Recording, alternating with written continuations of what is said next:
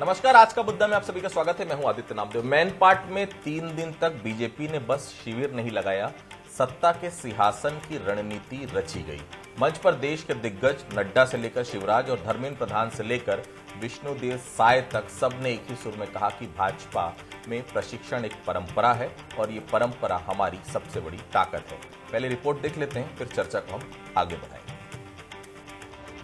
BJP के लिए मैनपाट बना चिंतन और चार्जिंग सेंटर। 3 दिन चले प्रशिक्षण शिविर में वक्ताओं ने न सिर्फ सुशासन के सूत्र दिए, बल्कि संगठन के अनुशासन, टाइम मैनेजमेंट और जनता से संवाद को और प्रभावी बनाने पर भी जोर दिया।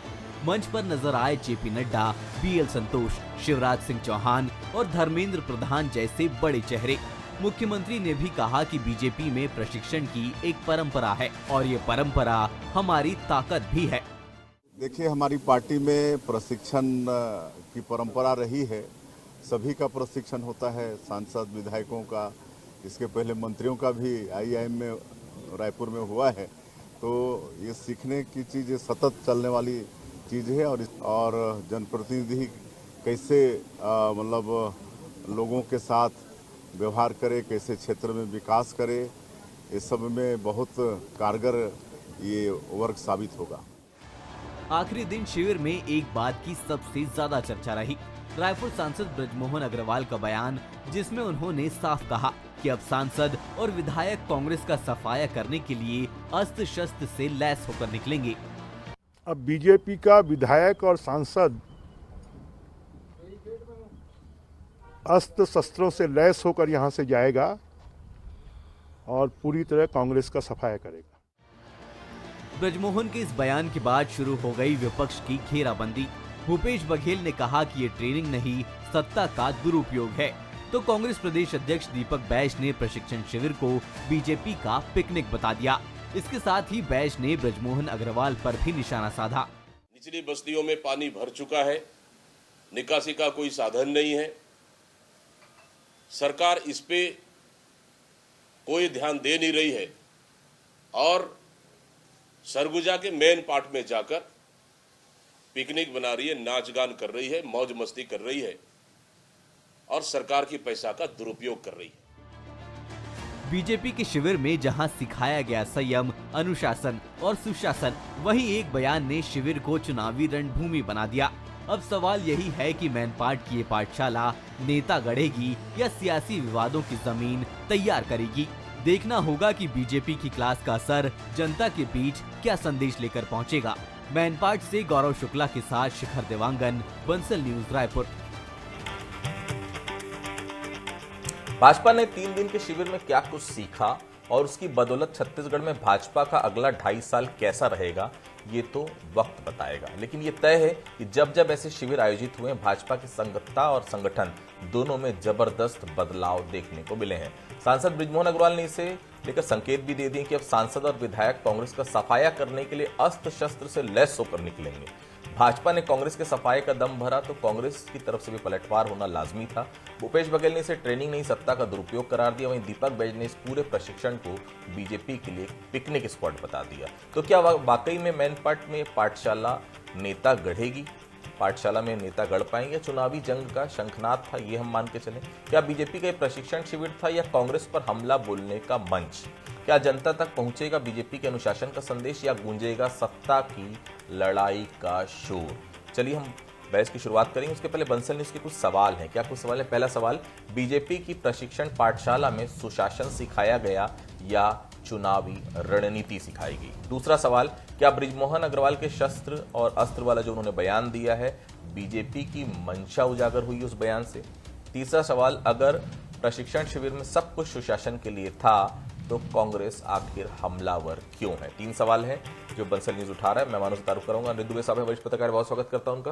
अजय साहू जी हमारे साथ, वरिष्ठ कांग्रेसी नेता है, बहुत स्वागत करता हूं। रजनी सिंह साहब है हमारे साथ, पूर्व विधायक है भारतीय जनता पार्टी से, वरिष्ठ नेता भारतीय जनता पार्टी के, बहुत स्वागत करता हूं। सबसे पहले रजनी जी के पास चलता हूं। रजनी जी, 3 दिन के प्रशिक्षण शिविर का निचोड़ क्या निकला? क्या सीखा आपके नेताओं ने? देखिए आदित्य जी, भारतीय जनता पार्टी जब जनसंघ बना उस समय से कुछ हम सिद्धांत बनाए, कुछ पंच निष्ठाएं का जो 5 निष्ठाएं की अंगीकार करके एक व्यापक सोच के साथ ये पार्टी बनी और भारतीय जनता पार्टी 1980 में बनी, उसके बाद हमारे जो संगठनात्मक कार्य है, शुरू से जब से हम देखेंगे, हमारे बूथ से लेकर मंडल, फिर जिला, प्रदेश, राष्ट्रीय स्तर तक के निश्चित समय में चुनाव होते हैं, निश्चित पदाधिकारी होते हैं, और इसी प्रकार से हमारे जो प्रशिक्षण है ये एक पार्ट है संगठन के कार्यकर्ताओं का, पदाधिकारियों का भी और जनप्रतिनिधियों का भी। इसमें भी पंच से लेकर पार्लियामेंट सांसद तक के सभी लोगों का प्रशिक्षण होता है। बहुत सामान्य चीज है, हम सब, आप भी कई बार और अटेंड किए होंगे, देखे होंगे। और इस प्रशिक्षण से बहुत लाभ, चाहे संगठन के पदाधिकारी हो, चाहे वो पंच हो, चाहे सरपंच हो, चाहे जो भी जनप्रतिनिधि हैं, उनको विभिन्न विषयों पर हमारे राष्ट्रीय स्तर के जो नेता हैं वो जो बात कहते हैं उससे हमको बहुत सीखने को मिलता है।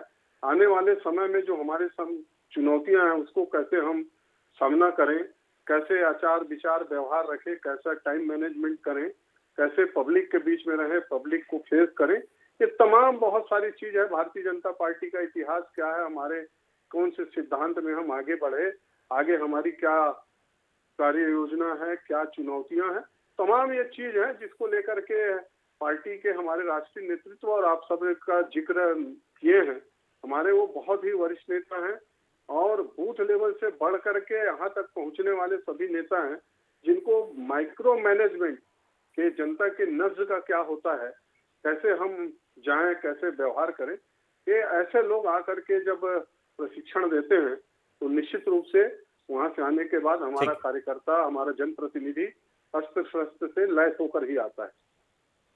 ठीक है अजय जी, भाजपा दावा कर रही है कि अब अस्त्र शस्त्र के साथ निकलेंगे और कांग्रेस का पूरा समूल सफाया कर देंगे।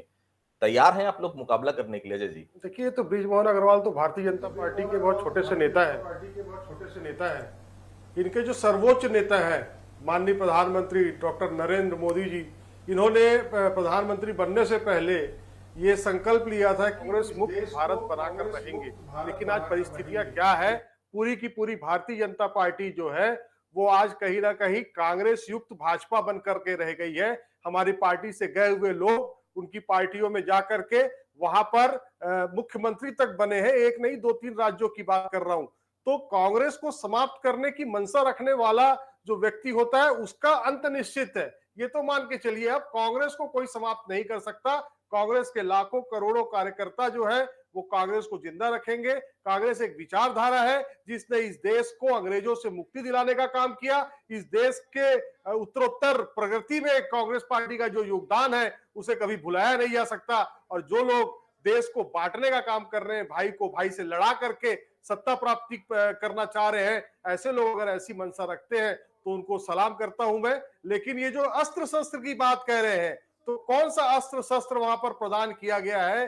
क्या देसी कट्टा दिया गया है? क्या चाकू दिए गए हैं? क्या ब्लेड दिया गया है? कि रामपुरी चाकू दिया गया है जो रायपुर शहर के जो चौक चौराहों में गुंडे बदमाश चला रहे हैं? क्या बृजमोहन अग्रवाल जी ये मानते हैं कि उनकी पार्टी के जो जनप्रतिनिधि हैं वो आपराधिक किस्म के हैं जिन्हें अस्त्र शस्त्र दे करके कांग्रेस के लोगों की हत्याएं कराई जा सके? क्या अगर वो ऐसा सोचते हैं तो स्वच्छ राजनीति में ऐसे शब्दों का स्थान नहीं होना चाहिए, इस तरीके की सोच का स्थान नहीं होना चाहिए। हम तो विचारों की बात करते हैं, हम तो बात करते हैं मुद्दों की, हम तो बात करते हैं आपके संकल्प की। जो संकल्प आपने लिया था उसे आप पूरा नहीं कर रहे हैं, उस पर प्रश्न खड़ा करते हैं। हम तो बात करते हैं हसदेव के जंगल की, जहां पर आप वहां के आदिवासियों को उजाड़ने का काम कर रहे हैं, और उसी संभाग में, उसी सरगुजा संभाग में जाकर के पूरी सरकार 3 दिनों तक प्रशिक्षण के नाम पर पिकनिक बना रही है। वहां पर जो आम लोग हैं उनको परेशानी का सामना करना पड़ रहा है। उसी सरगुजा संभाग में आदिवासियों को उनके घरों से बेघर किया जा रहा है और सरकार मौन साधे हुई है। उसी तमनार में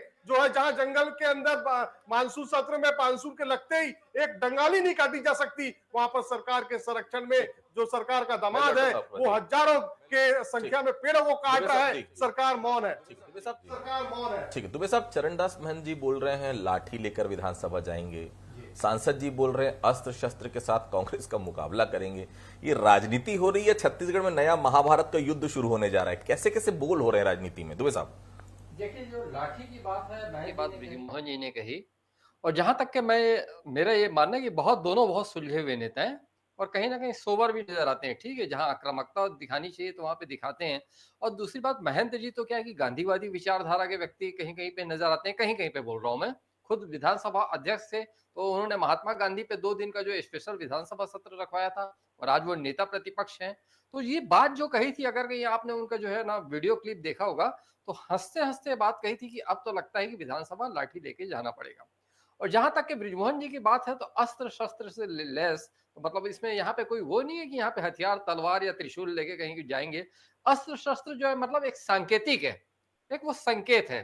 तो उस संकेत में, और दूसरी बात यह है कि अधिवेशन है तो निश्चित रूप से जो है भारतीय जनता पार्टी चार्ज तो होगी। और दूसरी बात यह है आदित्य जी, जहां तक के जेपी नड्डा जी की मैं बात कर रहा हूं, तो यहाँ पे जब पहली बार छत्तीस, अब तो राष्ट्रीय अध्यक्ष हैं, जब छत्तीसगढ़ के प्रभारी ये बनकर आए थे पहली बार, और जब मीडिया से रूबरू हुए थे, तो उनका जो मैंने तेज देखा था, मीडिया से उनसे सवाल हुआ था कि भारतीय जनता पार्टी में मुख्यमंत्री बड़ा होता है कि संगठन बड़ा होता है। मुख्यमंत्री मतलब उस समय डॉक्टर रमन सिंह जी जो है मुख्यमंत्री थे, और संगठन की बात थी तो फिर वहां पे जो है प्रभारी बनकर तो आए थे। तो उन्होंने दो टूक और बिल्कुल बड़ी बेबाकी से कहा था कि भारतीय जनता पार्टी में संगठन बड़ा होता है।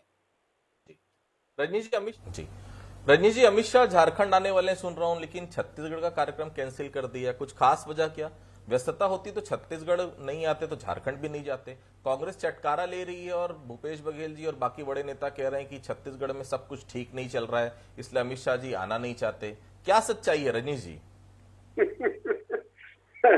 आदित्य जी, पहले मैं दुबे जी वरिष्ठ पत्रकार है, उनके बात को थोड़ा सा आगे बढ़ा देता हूँ, बिल्कुल 5 सेकंड में।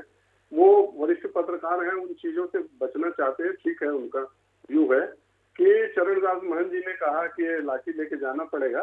वो तंज था, जिस तरह से बैठक में उनको टारगेट करके उनको निशाना बनाया गया था माननीय पूर्व मुख्यमंत्री के द्वारा, तो इसमें उन्होंने तंज किया था कि अब विधानसभा में सबको लाठी लेके जाएंगे। रही बात अमित शाह जी का, अभी 2 दिन पहले इनके राष्ट्रीय अध्यक्ष आज वो क्या बयान दे के गए हैं, तो ये तो है। देखिए, अमित शाह जी बूथ मैनेजमेंट के और 18-20 घंटा काम करने वाले कार्यकर्ता से लेकर आज देश के यशस्वी गृह मंत्री हैं, जो कमिटमेंट कर दिए तो कर दिए, सोच समझ के करते हैं, स्टडी अध्ययन के साथ करते हैं, और फिर उसके लिए पूरा सब कुछ लगा देते हैं उस टारगेट को प्राप्त करने के लिए, चाहे आतंकवाद के खिलाफ जीरो टॉलरेंस हो, चाहे नक्सलवाद के। अब ये अभी 2 दिन परेशान हो रहे थे, बार बार क्यों आ रहे हैं, अब किन्हीं कारणों से वो नहीं आ रहा है, तो इनको फिर परेशानी हो गई कि झारखंड क्यों जा रहे हैं। फिर इनको लग रहा है कि झारखंड में सरकार है मिली जुली, शायद 2-3 लोग हैं इनके, कांग्रेस के हैं भी नहीं है, क्या है पता नहीं लगता कई बार। तो इनको अब ये विषय क्या हो सकता है कि अमित शाह जी का यहाँ नहीं आना, उनके व्यस्तता, आप शेड्यूल देख लीजिए क्या क्या रहता है, तो कुछ ऐसी चीज रहती है जिसके कारण वो नहीं आ पाए। तो अमित शाह जी आ रहे हैं तब भी परेशानी, नहीं आ रहे हैं तब भी परेशानी। चलिए, अच्छा है कि कम से कम इनको इतना तो भय है, खौफ है, कारण चाहे जो भी हो, कि अमित शाह जी आते हैं तो डर रहता है, और नहीं आते हैं तो चैन की सांस लेते हैं, अच्छी बात। रही बात की जो हमारे मित्र साहू जी अभी कुछ बात कह रहे थे कि भारतीय जनता पार्टी वहाँ मौज कर रही है, इनको लगता है कांग्रेस ये चीज समझ ही नहीं सकती, सोच ही नहीं सकती। उनको तो ये लगता है कि वो जन्मजात पैदा हुए तो उनको पूरा ताकत मिल जाता है, उनको पूरा ज्ञान मिल जाता है, तमाम तरह की चीज उनको कहीं न सीखने की जरूरत है, न पढ़ने की जरूरत है। वो चूंकि जन्म लेके आए हैं, अब वो अभी बता भी रहे थे कि कांग्रेस ने देश को आजादी दिलाई, तो कांग्रेस में चल रही है मतलब आप वहां जुड़ जाते हैं 1957 और उससे और 1857 की क्रांति से। बाकी सब लोग कुछ नहीं किए हैं, ये जो कांग्रेसी अभी जितने बचे हैं यही लोग सब किए हैं, तो इनका ज्ञान लेने की जरूरत नहीं है। राजनीति में इनको सब कुछ मालूम है, क्षेत्र में सब कुछ मालूम है, क्या करना है, कैसे करना है। तो ये भाग्य के भरोसे रहने वाले लोग हैं, नैरेटिव फैलाने वाले लोग हैं, इनको नहीं मालूम होगा कि बिल्कुल प्रशिक्षण शिविर में क्या क्या कहा जाता है। और माननीय बृजमोहन जी ने अस्पष्ट किया, बात कही 10 मिनट। मैं सवाल ले लेता हूँ जी। राजनीतिक मैदान 10 सेकंड, राजनीतिक जो मैदान है, हम चुनाव में जाते हैं जब तो युद्ध से नहीं जीता जाता, ना गोली तो लाठी के किसी प्रकार का शस्त्र नहीं चलता। हम जो क्या कहे थे चुनाव के पहले, क्या किए हैं, केंद्र में हमारी 11 साल की सरकार है, 1.5 साल हमारी यहाँ सरकार है, हमने क्या क्या कहा था, क्या क्या किया है, और उसका सीधा लाभ मिला। कांग्रेस ने 5 साल क्या क्या, 5 ही साल की बात कर रहा हूँ, पुराना बात नहीं, 5 साल क्या कहा और कितना किया, ठीक है, इस बात को लेकर मैदान में जाते हैं, वही ठीक, मैं जवाब ले लेता हूँ जी। हम क्षेत्र में ठीक। जाकर जनता का मुकाबला करते हैं। ठीक है उनसे साहू जी, आपको सुनते हैं, क्यों उनसे लग रहा है समस्या कि का- भारतीय जनता पार्टी वहां पिकनिक मनाने गई थी और फिर सत्ता का दुरुपयोग हो गया? ऐसा क्यों लग रहा है आपको? आप लोगों ने भी तो साइंस कॉलेज में एक बड़ा आयोजन किया था, आपको याद होगा। नए रायपुर में भी एक बड़ा आयोजन हुआ था, मुझे बहुत अच्छे से याद है, राष्ट्रीय स्तर के नेता आपके शामिल हुए थे। फिर भारतीय जनता पार्टी प्रशिक्षण शिविर कर रही तो मौज मस्ती कैसे हो गई? के समय में हमने कभी भी सरकार में बैठे हुए लोगों को प्रशिक्षित करने का कोई भी ऐसा कार्यक्रम नहीं किया है। आप जिस भी कार्यक्रम की बात कर रहे हैं, जिस राष्ट्रीय कार्यक्रम की बात कर रहे हैं, वो अखिल भारतीय कांग्रेस कमेटी का सम्मेलन था जो नया रायपुर में किया गया था, और साइंस कॉलेज मैदान में आदिवासी नृत्य महोत्सव का आयोजन किया गया था, विश्ववासी आदिवासी दिवस मनाने का काम किया गया था, राज्योत्सव मनाने का काम किया गया था, लेकिन ऐसे प्रशिक्षण देने का काम हमने नहीं किया था। हमारी सरकार में लोग प्रशिक्षित थे। सबसे दुर्भाग्यपूर्ण स्थिति यह है कि जिस सरकार को, जिस छत्तीसगढ़ को लोगों को चलाने की जिम्मेदारी मिली है, उन लोगों को ही प्रशिक्षण की आवश्यकता पड़ रही है। और इनके पार्टी के राष्ट्रीय अध्यक्ष आकर के कहते हैं कि भाई कमीशन खोरी बंद कर दो, ठेकेदारों से घिरे रहोगे तो सरकार चली जाएगी। यही बात डॉक्टर रमन सिंह जी ने कही थी कि 1 साल कमीशन लेना बंद कर दो, 30 सालों तक सरकार नहीं आएगी। जो बात 15 वर्षों में डॉक्टर रमन सिंह जी को कहनी पड़ी, जेपी नड्डा वही बात को आकर के 1.5 साल की सरकार के प्रतिनिधियों को कहते हैं। मतलब समझ लो कि दिल्ली तक किस तरीके से इस सरकार की छवि बनी हुई है, दिल्ली में किस तरीके के जो खबरें हैं वो जा रही है, सूचनाएं किस तरीके से जा रही है कि यहाँ पे जो इनके मंत्री हैं, विधायक हैं, वो इतने बेलगाम हो गए हैं, किस तरीके से छत्तीसगढ़ की संपदा को लूटने का काम कर रहे हैं। जी। इस पर इसका प्रशिक्षण देने के लिए लोगों को एकत्रित करने का काम किया था। हमारी सरकार के समय ऐसा आयोजन नहीं हुआ। अगर प्रशिक्षित नहीं है तो उसे इस्तीफा ले, और जो लोग प्रशिक्षित हैं उन्हें जिम्मेदारी दे। छत्तीसगढ़ की जनता ने 5 साल के लिए जनादेश दिया है। आपको ये ट्रेनिंग खेलने के लिए जनादेश नहीं दिया गया है कि आप आकर के ट्रेनिंग खेले और मैन पार्क में जाकर के पिकनिक मनाएं और अपने राष्ट्रीय नेताओं को बुलाएं। अगर इतना ही सकारात्मक कार्यक्रम था तो केंद्रीय गृह मंत्री जो है वो हर बार जब छत्तीसगढ़ आते रहते हैं, हर महीने छत्तीसगढ़ आते रहते हैं, तो उन्होंने आना मुनासिब क्यों नहीं समझा? आपके प्रशिक्षण कार्यक्रम की गंभीरता इसी से समझ में आती है। जो आपकी पार्टी के नंबर 2 के नेता है अमित शाह, जिसे भारतीय जनता पार्टी का चाणक्य कहा जाता है, वो अगर इस कार्यक्रम से अपने आप को दूर कर रहा है, और वहीं से केवल 400-500 किलोमीटर दूर भी नहीं, 100, 150, 200 किलोमीटर दूर झारखंड राज्य लगता है, वो वहां पर जाना उचित समझते हैं। तो ये प्रश्न चिन्ह है और प्रदेश की जो भारतीय जनता पार्टी है उसे चिंतन करना चाहिए। ठीक, दुबे साहब, ऐसे शिविर के बाद भारतीय जनता पार्टी का रुख क्या देखते हैं आप, सत्ता और संगठन दोनों में? दुबे साहब, देखिए क्या है कि जनता पार्टी में, मैं अपनी बात आगे रखूं उसके पहले रंजीत सिंह जी आपको शुभकामनाएं। सुनने में आ रहा है कि संगठन में आपको बड़ी जिम्मेदारी मिलने वाली है, तो आप अभी से शुभकामनाएं ले लीजिए। चलिए, धन्यवाद बहुत। जी जी जी जी जी जी। और दूसरी बात देखिए आदित्य जी, ये अपने आप में बहुत बड़ी बात है कि जैसा हम अजय भाई ने कहा और हमारे भी सुनने में आया, आपके भी सुनने आया में आया होगा, और रणजीत सिंह जी तो महसूस किए होंगे, सीधे सीधे नड्डा जी ने कहा कि आप लोग ठेकेदारों और दूसरी अन्य व्यवस्थाओं से दूर रहें, उनके चंगुल में ना फंसें, वरना दोबारा चुनाव नहीं जीत पाएंगे। मैं पहले भी कहा हूं कि बहुत बेबाकी से कहने वाले नेता रहे हैं नड्डा जी।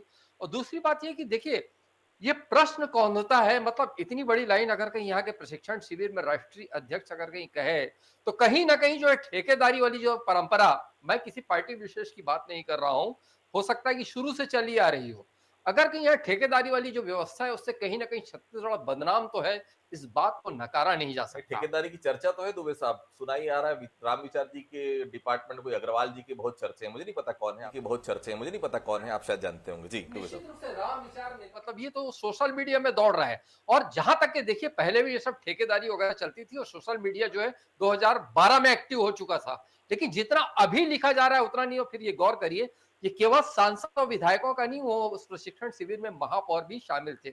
आज छत्तीसगढ़ के तकरीबन सभी नगरीय निकायों में जो है भारतीय जनता पार्टी के महापौर बैठे हैं, और माना यह जाता है कि सबसे ज्यादा अगर ये ठेकेदारी का जो पूरा रोल जो रहता है तो नगर निगम में होता है। और मेरे को तो यहाँ के रायपुर नगर निगम के एक सुलझे हुए नेता और बड़े मतलब बेबाकी से बोलने वाले सुलझे हुए नेता ने ऑफ द रिकॉर्ड बोला था कि नगर निगम में न सिर्फ ठेकेदार बल्कि जनप्रतिनिधियों को बिगाड़ने में अधिकारियों की भी बहुत बड़ी भूमिका रहती है। वो आईएएस अधिकारियों को नहीं हो रहे थे, जो निगम कमिश्नर जो होते हैं वो तो अपने जिम्मेदारी से कहीं ना कहीं वहन करते हैं, क्योंकि उनको अपना करियर निखारना होता है। लेकिन जो बाद के क्रम के अधिकारी हैं उनके प्रति यही बेबाक राय होती थी, उन्होंने रखा था कि मतलब ये है कि कम से कम सावधान रहे, क्योंकि अधिकारियों का बहुत बड़ा काम जनप्रतिनिधियों को बिगाड़ने में रहता है। रजनी जी सत्ता रजनी जी, सत्ता और संगठन में क्या परिवर्तन देखने को मिलेगा प्रशिक्षण शिविर के बाद, क्योंकि प्रशिक्षण शिविर आज खत्म हो चुका है, खासतौर से संगठन की अगर मैं बात करूं तो रजनी जी क्या टिप्स मिले आप लोग को? नहीं देखिए आदित्य जी, सत्ता संगठन भारतीय जनता पार्टी का वही है, चेहरे बदलते रहते हैं। निश्चित रूप से मैंने कहा कि हमारे यहाँ संगठन की जहां तक बात है कि सबका निश्चित अवधि है, बूथ में कितने वर्ष का कार्यकाल रहेगा, जनपद, जिला में, मंडल में, प्रदेश में। तो प्रदेश अध्यक्ष जी की नई टोली है, जिला अध्यक्ष नए बने हैं, उनकी अभी टोली बनना है। मंडलों का हमारा लगभग गठन हो चुका है, बूथों का हो चुका है। तो जिले में हमारी टीम आएगी, फिर प्रदेश में आएगी, फिर हमारे 7 मोर्चा उसमें टीम आएगी, नए नए कार्यकर्ता आएंगे, पुराने भी रहते हैं, तो ये समावेश होगा उनका, सब होगा। इसमें कोई प्रशिक्षण शिविर के कारण हो रहा है ऐसा नहीं। जिनका जिनका कार्यकाल समाप्त हो गया है, जहां पर चुनाव हो चुके हैं, वहां जिनकी टीम नहीं घोषित हुई है, वो सब आने वाले दिनों में आपको दिखेगा कि होगा। रही बात सत्ता की, सत्ता में माननीय मुख्यमंत्री जी का विशेषाधिकार रहता है। यदि मंत्री मंडल की बात करेंगे, 2 या 3 मंत्री जितना भी लेना है, वो भी आने वाले समय में आपको दिखेगा। बाकी हमारा जो काम है, हमारा जो कार्यक्रम है, स्मूथली चलता है। इसमें कोई इस प्रशिक्षण वर्ग के कारण ये परिवर्तन हुआ, किसके कारण हुआ, ये बिल्कुल नहीं है। प्रशिक्षण वर्ग एक पार्ट है। हमारे छोटे छोटे कार्यकर्ता जो बूथ स्तर के जाके पूछेंगे तो वो भी बताएंगे कि हम 3 प्रशिक्षण अटेंड कर चुके हैं, कोई 4 कर चुके हैं। 4 दिन 5 दिन का भी होता है, 2 दिन का भी होता है, कम से कम 2 दिन का, 4 दिन 5 दिन का भी प्रशिक्षण होता है, और ये हमारे लिए बहुत सामान्य बात। अभी खड़गे जी आए थे तो उन्होंने दीपक बैच के एग्रेशन की बहुत तारीफ की साहू जी, हम सब ने सुना, अखबारों की सुर्खियां बनी, चैनल्स की हेडलाइन बनी। कहीं उस एग्रेशन का बदला ये तो नहीं कि अब बृजमोहन जी भी एग्रेशन दिखा रहे हैं, अस्त्र शस्त्र लेके जाना पड़ेगा, कहीं क्रिया के विपरीत प्रतिक्रिया तो नहीं हो रही साहू जी? दीपक बैज युवा हैं और उनके अंदर अग्रेशन होना चाहिए, लेकिन बृजमोहन जी को अग्रेशन दिखाने से पहले अपनी उम्र की तरफ भी देखना चाहिए। कहीं कोई हड्डी वड्डी खसक वसक गई तो बहुत दिक्कत हो जाएगी बुढ़ापे में हड्डी जोड़ने में। तो इस तरीके से किसी को देख करके अग्रेशन लाना उचित नहीं है। आपकी जैसी तासीर है, आपको वैसी बात करनी चाहिए, क्योंकि प्रदेश के लोगों ने आपको खूब आशीर्वाद दिया है, प्रदेश के लोगों ने आपको सर्वाधिक बार जिताया है, सर्वाधिक मदों से लोकसभा में भेजा है। तो आपका जो एक चेहरा है, आपका जो आपकी सौम्यता है, उस पर इस तरीके से अग्रेशन ला करके आप अगर बात करेंगे तो आपकी छवि खराब होती है। राजनीति में कभी भी अस्त्र शस्त्र लाठी डंडे इस तरीके की चीजों की आवश्यकता नहीं होती। राजनीति में एक मर्यादा होती है, उस मर्यादा को दोनों दल के नेताओं को मानना चाहिए और उसको लागने का प्रयास किसी को नहीं करना। दुबे साहब आखिरी सवाल था मेरा, क्या 2028 की तैयारी हम अभी से देख रहे हैं, प्रशिक्षण चल रहा है, दूसरी तरफ राष्ट्रीय स्तर के नेता कांग्रेस के खुद खड़गे साहब यहां पर आ रहे हैं, दोनों ही पार्टियां, ऐसा नहीं लग रहा है कि अब चुनावी मोड में बहुत पहले से जाती हुई नजर आ रही है? 2028 की तैयारी अभी से शुरू नजर आ रही है, दोनों पार्टियों की दिख रही है आपको भी दुबे साहब? समय क्या दिन कह लीजिए, यहाँ पे साइंस कॉलेज के मैदान में इतनी बड़ी खड़गे जी की सभा थी, फिर वहां पे चिंतन शिविर, और दिलचस्प ये रहा कि दोनों पार्टियों में ना बड़ा जबरदस्त उत्साह दिखा। मतलब चिंतन शिविर को लेकर पता लगा, बड़े मुख्यमंत्री से लेकर बृजमोहन अग्रवाल जी, सारे लोगों की फोटो जो ट्रेन में वहां पे चिंतन शिविर में शामिल होने जा रहे हैं वो दिखी। फिर यहाँ पे जो है जिस तरीके से पानी गिर रहा था तो ऐसा लग रहा था कि वहां पे मतलब एक लोगों की उपस्थिति नगण्य रहेगी, लेकिन हुआ विपरीत। वहां पे साइंस कॉलेज का मैदान पूरा खचाखच भरा दिखाई दिया। तो कुल मिला के जो छत्तीसगढ़ में राजनीतिक चेतना तो दिखाई देती है, लेकिन यहाँ पे परिस्थितियां बड़ी अजीब है। देखिए, कांग्रेस ने सत्ता खोई तो उसको अपना एक दर्द है, तो निश्चित रूप से उसकी अपनी तैयारी है, और भारतीय जनता पार्टी बड़ी मुश्किल से सत्ता पाई है तो उसकी अपनी एक ताकत है और उसकी अपनी एक महत्वाकांक्षा है, तो उसकी अपनी एक तैयारी है। तो कहीं ना कहीं जो आप बोल रहे हैं तो ये प्रतीत होता है कि भले अभी चुनाव में समय हो, दिल्ली दूर हो, लेकिन कहीं ना कहीं जो है हल्का सा जो है तैयारी का जो है मतलब क्या कहना चाहिए, तैयारी का जो है हल्का सा दृश्य तो दोनों चाहे वो चिंतन शिविर हो चाहे खड़गे जी की सभा, उसमें नजर आया। देखिए 2.5 साल बचे हुए हैं। 2.5 साल में इसलिए कह रहा हूं क्योंकि आखिरी के 1 साल पूरी तरह से चुनावी होता है। 2.5 साल किस तरह से सरकार काम करेगी, सत्ता और संगठन में किस तरह से फेरबदल दिखेंगे, क्या कुछ नया दिखेगा, हो सकता है प्रशिक्षण शिविर के बाद हमको वो सब कुछ जमीन पर उतरता नजर आए। लेकिन उम्मीद यही है छत्तीसगढ़ की बेहतरी के लिए, और सबसे बड़ी बात है प्रशिक्षण शिविर का प्रशिक्षण लेकर जब मंत्री लौटें, जो आरोप कई मंत्रियों पर लग रहे हैं, कम से कम उन आरोपों पर अब लगाम लगे, हम सभी उम्मीद करते हैं। आप सभी हमारे से जुड़े, आप सभी लोगों का बहुत बहुत धन्यवाद। आज का मुद्दा में फिलहाल इतना ही। बाकी खबरों के लिए आप लगातार बने रहिए बंसल न्यूज के साथ। नमस्कार।